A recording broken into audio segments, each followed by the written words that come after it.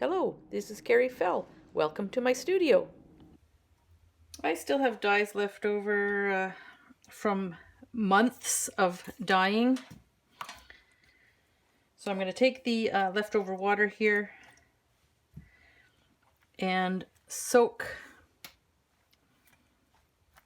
my warp in it. This is 100% wool, 100 ends, just one, this is just one warp, so one warp chain is what it'll be, of 100 ends of wool, 4-cell, 100%. So this one has a lot more water in it. It's acid water, very acidic, so dyes should strike. Don't know if they'll strike as quickly as in the superwash. I don't think so. It's starting to heat. I can see it bubbling a little bit. What I'm going to do is just add my remaining colors. I'm not going to pay attention to whether they clash or not. We're just going to use them. So we have some light rhodamine, which is bright.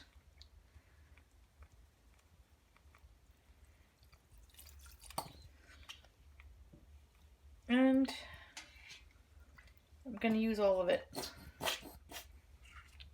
Next is the green, whatever mixture that may be. Some here, some here.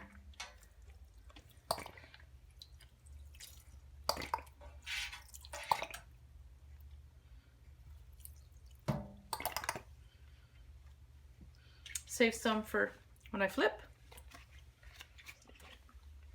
This is, I don't know if it's a brown or a purple, but it's a lovely color.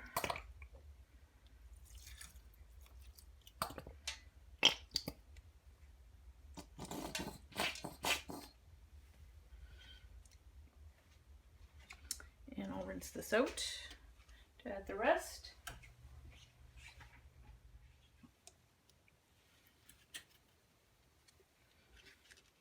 There's the rest of that. Then we've got a purple, which looks very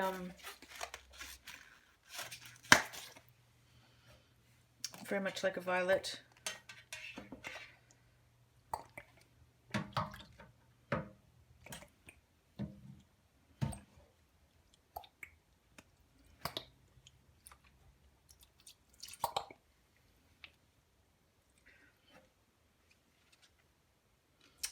And we'll save some of that for when we flip over to the other side.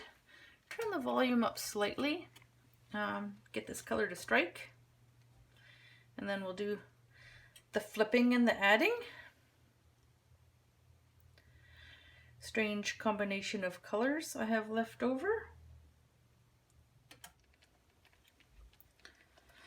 So this water here has got a very deep sort of burgundy color. And here it's green. Pink, yeah, there's still lots of color in the water. And I want it to start to clear before I flip it.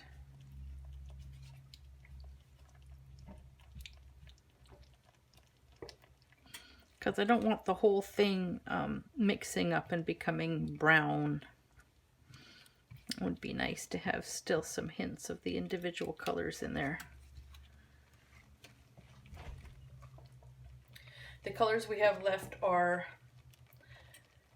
purple and green. So that's what I'll be adding as I flip it over. Anyway, color is clearing from the water. Some parts are still quite bright. Rhodamine red is always difficult that way.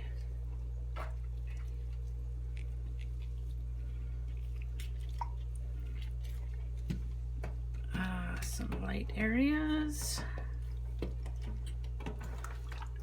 some very dark areas, some very light areas.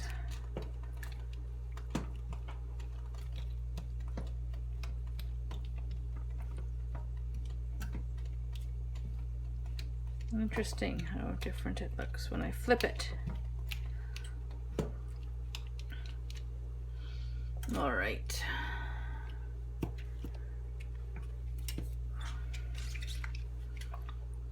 Green.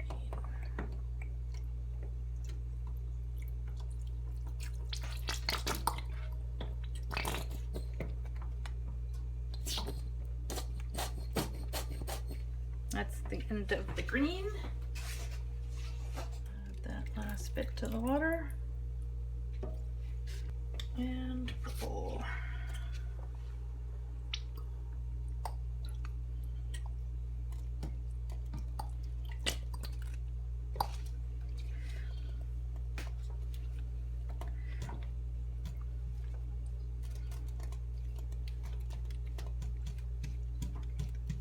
Okay, we have lots of clashy colors in here.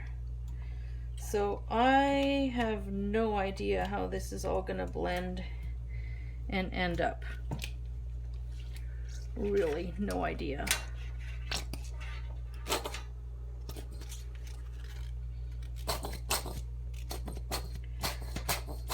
Lots of color in the water. And I'm gonna grab a bit more of the acid water and add it.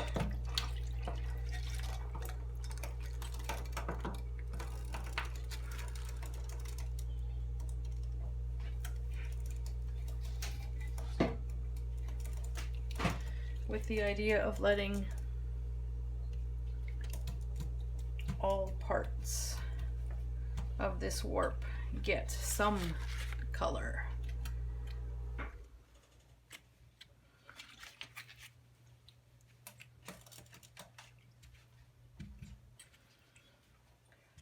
This red and green are opposite on the color wheel.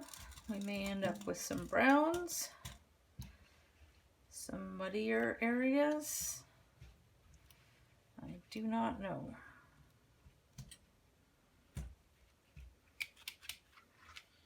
So we will let it do its thing.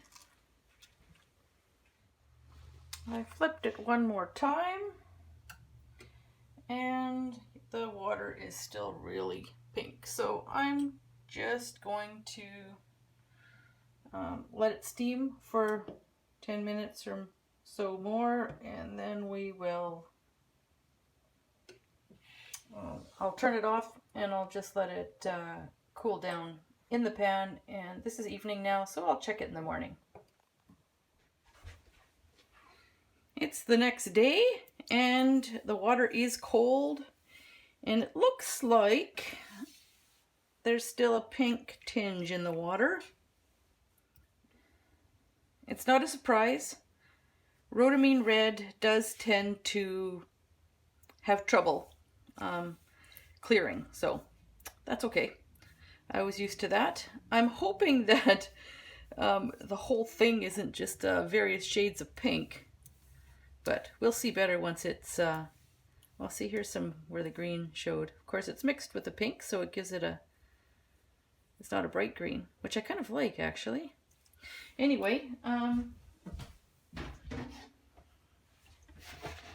let's get it out of here.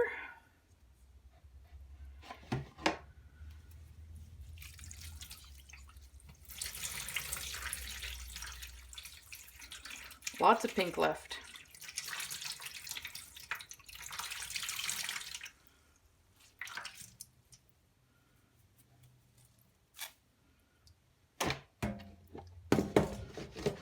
Oh, look at that. There is a good variety of color in here. And having the opposites on the color wheel, which is the red, the pink red, and the green, in their mixing actually gives it a lot of maybe more sophisticated shades rather than sort of a bright green and a bright pink. We have a more subtle version of both, which I really like, actually. This is going to be a beautiful warp, I think.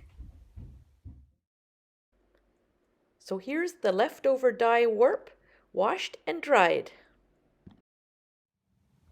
We have a wonderful variety of colors: purple, pink, to greens. Nothing too garish. Everything has blended beautifully to give it a, I don't know, a gradual and an overall yumminess. Let me chain it up and we'll take a look. Oh, what a beautiful warp. So we have green at this end, some pinks and purples and browns, and then green again, and some pinks and purples and browns. So the transition down the length of the warp is going to be gorgeous. This is 100 ends of 100% wool, and it was 3 yards long before dyeing, so it's about 2 3/4 yards long, and it will make a wonderful scarf. Generally for plain weave, I use this at 10 ends per inch, but 12 would work as well. With a light airy bead at 10 gives a very light scarf, so 12 or even 15 for 12 would work just fine. So you can look for it in my store. If you enjoyed this video, please like and subscribe. Thank you for watching.